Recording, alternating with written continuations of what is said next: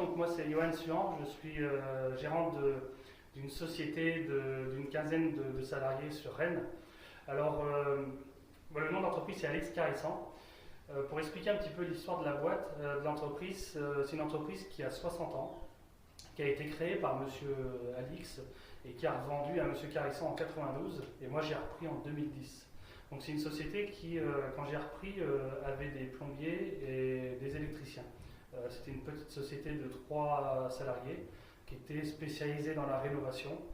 Et quand j'ai repris, en fait, tout doucement, en sécurité, au fur et à mesure des années, j'ai développé la société et tout doucement, on est passé de 3, 5, 7, 8, 10, 15 et là, on doit être 18, 19 dans la société.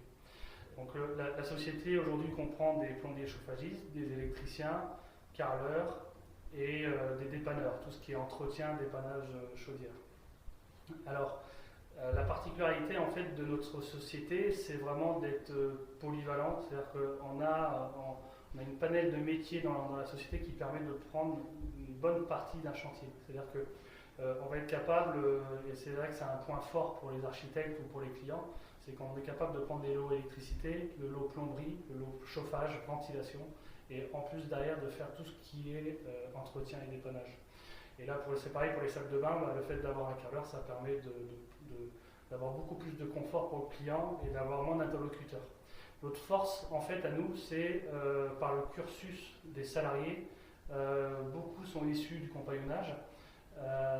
Donc on est vraiment sur des bases de métiers à l'ancienne. C'est-à-dire qu'à l'ancienne, c'est le travail du cuivre, du façonnage du cuivre, l'utilisation de la main et du façonnage de la matière. Et donc on est un peu spécialisé, on est très polyvalent, mais on est quand même une étiquette très restauration ou rénovation. La force de la rénovation, et l'avantage du patrimoine, déjà, c'est le côté historique. On est sur des bâtiments qui nécessitent une certaine culture, une certaine sensibilité sur le bâtiment, ce qui est important parce que quand on travaille dans l'ancien, avoir cette sensibilité sur le patrimoine, ça évite de faire des bêtises ou faire des fautes d'esthétique. Et il faut prendre en compte aussi que les bâtiments anciens travaillent, bougent, donc il y a des méthodes de travail qu'il faut respecter et appliquer, sinon on se retrouve avec des inondations ou des infiltrations ou des problèmes de bruit. Et donc en fait, l'avantage qu'il y a dans la rénovation, c'est que ça va être beaucoup plus pointu, beaucoup plus, on va devoir être beaucoup plus méticuleux, faire attention davantage aux détails.